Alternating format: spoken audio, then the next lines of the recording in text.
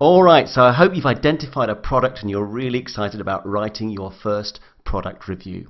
But before we get into the details of that, we want to take a step back and think about who is our ideal customer, yeah? Essentially, who are we writing for? Alright? You really need to give this a bit of thought, and in my opinion, it's something that a lot of people just gloss over.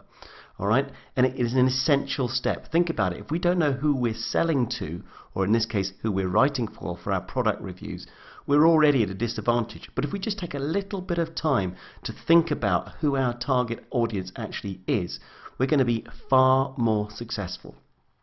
Now, with other business models, we often need to think about all kinds of details like age, and gender, and occupation, and income levels, and where they live, etc., etc. And if you've ever done any Facebook advertising, which we're not going to be doing on this course, by the way, if you've ever done any of that, you'll know that you really need to go into a far more lower level, granular detail about who your customer is, because Facebook gives you the opportunity to go right in at that level.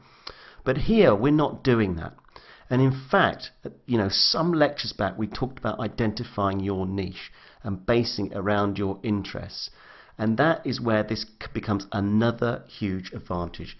Because if you're operating in an area that interests you, you should already have a good idea who your ideal customer is.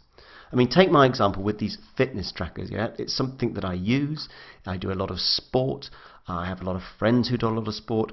I know the sort of people that are going to buy a €300 or $300 whatever fitness tracker. Yeah, I know that kind of profile of person. So for me, when I'm writing for those types of people. And I hope you're in that position too. I hope because you're operating in a niche that interests you, you can think, yeah, okay, I know the kind of people that are going to buy these kinds of products. And so it's a very shortcut way of getting directly to the person that really is your ideal customer. You know exactly who you're writing for.